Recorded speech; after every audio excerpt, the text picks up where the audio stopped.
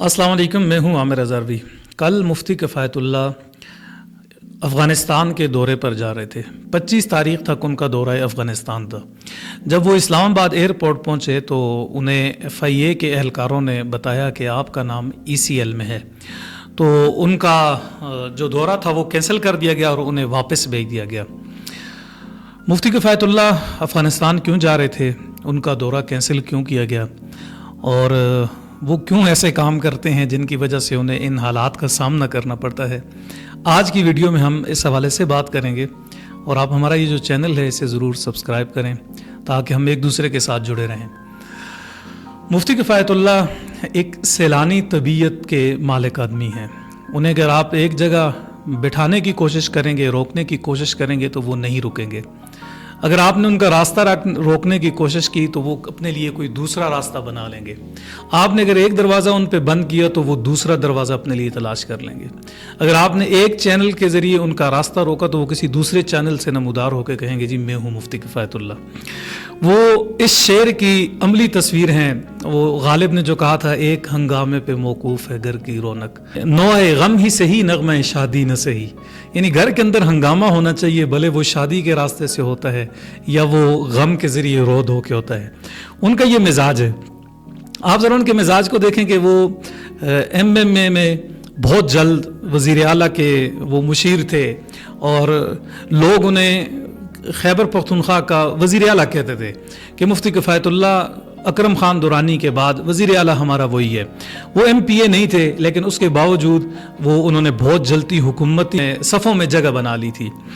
अच्छा, फिर उन्हें MPA का टिकट दिया गया, वो MPA भी बन गए और जब वो असम्बली में बात करते थे तो लोग उनकी बात सुनते थे और वो नुमाया नज़र आते थे। मैंने एक मरतबा, मुझे याद है कि मैंने उनकी तकारीर के हवाले से देखा था तो असम्बली में सबसे ज़्यादा जो बात करने वाला शख्स था वो मुफ्ती किफ़ायतुल्लाह था। अच्छा, उनकी जमीयत के साथ भी बड़ी अच्छी सेटिंग जा रही थी और वो जमीयत के मरकज़ी ओहदों तक भी पहुँच गए थे और MPA भी बन गए थे। असम्बली के अंदर भी बातचीत अच्छी चल रही थी। फिर पता नहीं क्या हुआ उन्हें कि उन्होंने मौलाना से ही टक्कर ले ली।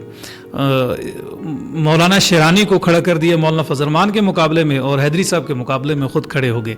तो मेरा ख्याल है जहाँ बाकी बहुत सारी बातें हैं, मैं समझता हूँ कि ये उनकी तबीयत है, ये उनका मिजाज है। उनका रास्ता रोकने की कोशिश की होगी, जमात के अंदर अंदरूनी इख्तलाफात होंगे, कुछ भी हुआ होगा, लेकिन बहरहाल उन्हें क्या किया गया, दीवार के साथ लगाया गया, फिर उन्हें बराबर किया गया। लेकिन यह है कि वो टिक कर नहीं बैठे। हालांकि वो चाहते मौलाना फजलरहमान के साथ अपना ताल्लुक बरकरार रखते, जिस तरह हुकूमती मामलात में बाकी चीज़ों में आगे बढ़ रहे थे तो मौलाना का हाथ पकड़ के वो मज़ीद आगे जा सकते थे, लेकिन वो तबीयत के हाथों मजबूर हैं और कोई ना कोई हंगामा बर्पा किए रखते हैं। तो उनका पहला हंगामा जो मैंने देखा वो ये है। अच्छा, दूसरा ये हुआ कि जब MMA की हुकूमत ख़त्म हुई तो उनकी हुकूमत ख़त्म होने के बाद ANP के दौर में तालिबान, TTP और हमारी हुकूमत, हमारी फ़ौज जो है वो आमने सामने आ गई। अच्छा, उस वक्त बहुत ज़ोर था, मुल्क भर के अंदर शिद्दत पसंदी थी, धमाके हो रहे थे, अफरा तफरी थी, लोग मारे जा रहे थे, कोई भी सामने आने को तैयार नहीं था। और फिर जो पश्तून बेल्ट है उस एरिया में जो अमरीकी ड्रोन है वो होते थे, कोई भी बंदा उस तरफ नहीं जाता था। बहुत सारे लोग तालिबान के भी मारे गए, आम लोग भी मारे गए, मदारस के ऊपर भी ड्रोन हमले हुए। तो ऐसे में मुफ्ती किफ़ायतुल्लाह फिर उठे और पहाड़ों में जाके जी तालिबान के साथ मुज़ाकरात करना शुरू कर दिए, उनको समझाना शुरू कर दिए कि ये हमारी रियासत है, ये हमारा मुल्क है, हम एक ही मुल्क के बासी हैं, शहरी हैं, ये हमारा खून है, हमें आपस में नहीं लड़ना चाहिए। माजी में वो 4 मरतबा जो तालिबान लीडरशिप है उससे जाके मिले, हकीमुल्लाह महसूद से, बैतुल्लाह महसूद से, वली रहमान महसूद से, इन सब से मिले और इन सब को मुज़ाकरात के ऊपर कायल कर लिया कि आपने इस मुल्क के अंदर असलहा नहीं उठाना। अच्छा, जब 2014 में नवाज शरीफ साहब जब हुकूमत में आए तो उन्होंने आते ही तालिबान के साथ मुज़ाकरात की बात की कि हम मुज़ाकरात करना चाहते हैं। तो इस मौके पे तालिबान ने सालिस के तौर पे मुफ्ती किफ़ायतुल्लाह का नाम भी दिया कि आप हमारी तरफ से सालिस हैं। मेरे ख्याल उन्होंने इमरान खान का नाम भी, मौलाना समीउल हक और प्रोफेसर इब्राहिम, इन लोगों का कोई 5 रुकनी कोई कमेटी थी शायद, उनका नाम दिया था। उसमें एक नाम मुफ्ती किफ़ायतुल्लाह का भी था। उन्होंने एतमाद किया कि हमारी तरफ से अगर कोई शख्स बात करेगा तो वो मुफ्ती किफ़ायतुल्लाह होगा। अब ये वो मौका था कि जब दुनिया भर की नज़रें इस मुज़ाकराती टीम के ऊपर थी और मियाँ साहब ने भी کہا جی مذاکرات کرنے چاہیے، ہم امن کو اور مذاکرات کو چانس دینا چاہتے ہیں۔ اس موقع پہ مولانا فضل الرحمان نے ان کو منع کیا، انہوں نے کہا کہ نہیں، آپ یہ جو کمیٹی انہوں نے بنائی ہے اس سے علیحدہ ہو جائیں۔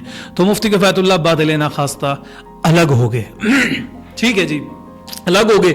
اس کے بعد جماعت کے ساتھ ان کی اونچ نیچ چلتی رہی، معاملات چلتے رہے، کبھی عروج آیا، کبھی زوال آیا، اور پھر ایک ٹائم ایسا آیا کہ جب مفتی کفایت اللہ پہلے وہ مولانا سے لڑے، پھر اس کے بعد طالبان کی کمیٹی میں، پھر انہوں نے اسٹیبلشمنٹ کو اپنے نشانے پہ رکھ لیا، اور اسٹیبلشمنٹ پہ جب نشانے کو رکھا تو ان کے ساتھ بھی ان کی انبن رہی، انہوں نے اس پہ حملہ بھی کیا، جو بقول ان کے کہ مجھے راستہ روکا گیا اور مجھے مارا گیا ہے۔ تو وہ کچھ لوگ تھے جو میری تقریروں سے، میری باتوں سے نالاں تھے۔ اچھا، اس کے بعد پھر کبھی یہ جیل جا رہے ہیں، کبھی ان کو گرفتار کیا جا رہا ہے، کبھی ان پہ مقدمات بنائے جا رہے ہیں، اور پھر یہ بیٹھے نہیں۔ اب ایک طرف ان کی مخالفت چل رہی ہے کس سے جی؟ اسٹیبلشمنٹ کے ساتھ، ان کے ساتھ بھی معاملات بگڑے ہوئے ہیں۔ دوسری طرف جماعت کے ساتھ بھی ان کے معاملات بگڑے ہوئے تھے کہ جماعت نے ان کو سائڈ لائن کر دیا۔ اچھا، اب ہمارا خیال یہ تھا کہ ایک طرف طاقتور جماعت ہے، جماعت نے بھی ان کو فارغ کر دیا، اور دوسری طرف ایک طاقتور ہماری اسٹیبلشمنٹ ہے، اس کے ساتھ بھی معاملات بگڑے ہوئے۔ جی اب کیا کریں گے؟ یہ جا کے پی ٹی ایم کے ساتھ کھڑے ہو گئے، پشتون جو جرگہ ہے اس کی نمائندگی کرنے لگے۔ اب پشتونوں کی طرف سے جہاں کوئی کرم ایجنسی میں معاملہ ہوا، پشتون بیلٹ میں جو معاملات ہوئے، وہاں بھی ان کا نام اور یہ چیزیں سامنے آنے لگی۔ بیٹھے نہیں ہیں ٹک کر کے، یعنی کہنے کی بات یہ تھی اگر جماعتی عہدہ چلا گیا، جماعتی رکنیت چلی گئی ہے، اور ادھر سے طاقتوروں کے ساتھ بھی ان کی مخالفت چل رہی ہے، لیکن اس کے باوجود یہ بیٹھے نہیں آرام سے۔ انہوں نے کیا کیا جی؟ منظور پشتین کے پلیٹ فارم پہ سامنے آئے، انہوں نے وہ جرگہ کیا، اور پھر یہ جو شیعہ سنی لڑائی تھی پاڑا چنار میں، کرم ایجنسی میں، تو انہوں نے وہ بھی کیا۔ ابھی پچھلے دنوں جب آل پارٹیز کانفرنس ہوئی تھی تو اس کانفرنس میں بھی یہ پی ٹی ایم کے نمائندے کے طور پر شریک ہوئے، اور ان کو خطاب کا موقع دیا گیا تو انہوں نے بڑی سخت باتیں کی۔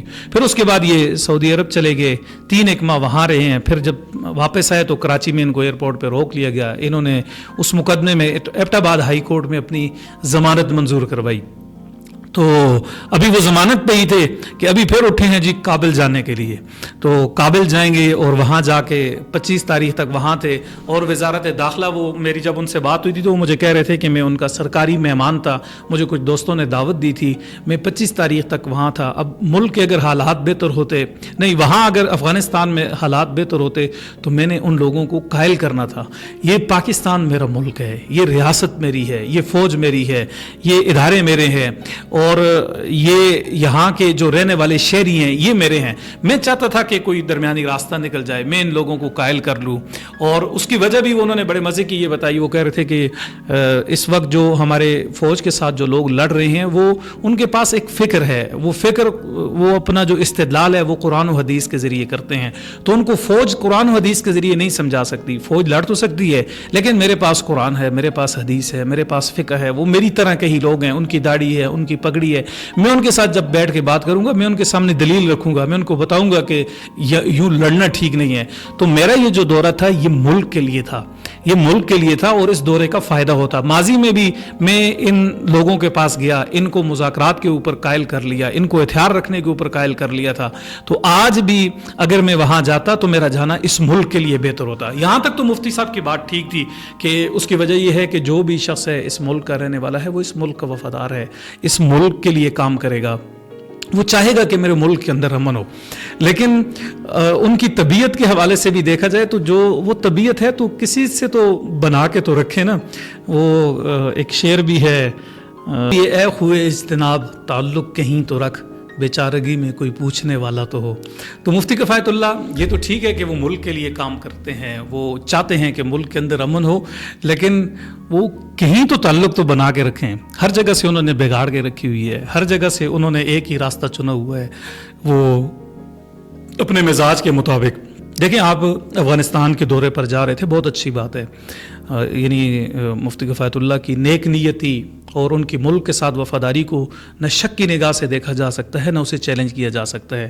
یہ اس ملک کے باسی ہیں، اس ملک کے رہنے والے ہیں، ماضی میں جو ان کا کردار ہے وہ بھی کسی سے ڈھکا چھپا نہیں ہے۔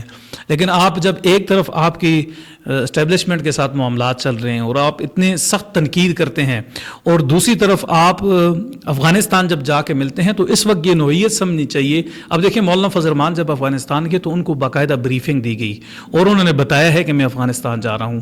ریاست کے ساتھ بات کریں، ہم ریاست کے ساتھ بات کریں، ہم اس کے حامی ہیں، لیکن جہاں میری ضرورت پڑے گی وہاں میں ایک رول ادا کروں گا۔ ہماری جو اسٹیبلشمنٹ ہے، ہماری جو وزارت خارجہ ہے، انہوں نے مولانا کو بریفنگ بھی دی ہے اور مولانا نے واپس آ کے ساری بات ان کو بتائی بھی ہے۔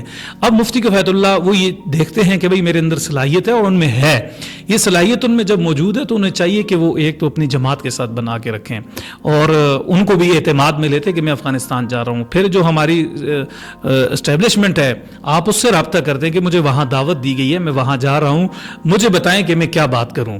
آپ ان سے بریفنگ لے لیتے، آپ درمیان میں کسی سے کہہ دیتے۔ آج کل اگر رابطے آپ کے بحال نہیں ہیں تو آپ بڑے آدمی ہیں، آپ کہیں بھی کسی کو میسج کرتے تو لوگ آپ کی بات سنتے، آپ کہتے تو آپ ان کو بتاتے ٹھیک ہے جی میرا اور آپ کا اختلاف تھا، ہے، رہے گا، لیکن جہاں تک ملک کی بات ہے، ملک کی امن کی بات ہے، سلامتی کی بات ہے، تو اس کے لیے تو میں آپ کے ساتھ ہوں۔ میں اپنے ملک کے اندر امن چاہتا ہوں، میں اپنے ملک کے اندر بدامنی نہیں چاہتا۔ تو آپ ان سے بریفنگ لیتے، انہیں آگاہ کرتے اور پھر افغانستان جاتے۔ یعنی آپ ایک طرف لڑائی والا ماحول ہوگا، آپ کے اوپر ایک طرف FIR ہوں گی اور دوسری طرف آپ جن لوگوں سے جا کے مل رہے ہیں وہ اس وقت ملک کے اندر دھماکے کر رہے ہیں، ملک کے اندر انہوں نے ایک افرت تفری کا ماحول بنایا ہے، ہمارے فوجی جوان شہید ہو رہے ہیں۔ تو ظاہر ہے ریاست پھر آپ کو شک کی نظر سے دیکھے گی، ریاست کو یہ لگے گا کہ یہ لوگ تو حالانکہ آپ دیکھیں مولانا سراج الحق جو جماعت اسلامی کے سابق امیر تھے وہ گئے ہیں، مولانا سمیع الحق کے خاندان کے لوگ جاتے ہیں، اپنا جمعیت علماء اسلام کے لوگ جاتے ہیں۔ سینیٹر طلعت محمود نے اس دن کچھ لوگوں کو رہا کروایا، وہ جو گرفتار کر لیے تھے طالبان نے، لیکن ان کی ایک حیثیت بھی ہے، وہ ایک ٹائم میں ہر طرف نہیں لڑ رہے تھے۔ تو بہرحال مفتی کفایت اللہ کا یہ جو دورہ تھا، اگر ان کو جانے بھی دیتے تو میرا خیال ہے یہ ملک کے لیے بہتر ہوتا۔ ہمیں اپنے لوگوں کے اوپر اعتماد رکھنا چاہیے، لیکن ان کی یہ جو طبیعت ہے ہنگامے والی، اس طبیعت سے اگر وہ کبھی باز رہیں اور وہ رکیں اور کہیں بنا کے رکھے، بتائیں یہ حدود ہیں جی میری، آپ سے اختلاف کروں گا لیکن اب میں ملک کے لیے بھی بہتری چاہتا ہوں، میں وہاں جاتا ہوں، یہ انہیں آگاہ کر دیتے تو یہ زیادہ بہتر رہتا، ان سے بریفنگ لے لیتے۔ تو بہرحال مفتی کفایت اللہ کو ابھی بھی بجائے اس کے کہ وہ کوئی ایسی بات کریں جس سے کوئی مزید بگاڑ ہو، تو انہیں چاہیے کہ انہیں آگاہ کریں، بتائیں، بیٹھ کے بریفنگ لیں، جائیں، یہ ملک ہمارا ہے، اس ملک کے لیے اگر کوئی کردار ادا کر سکتے ہیں تو اس سے بہتر بات اور کیا ہو سکتی ہے۔ بہت شکریہ۔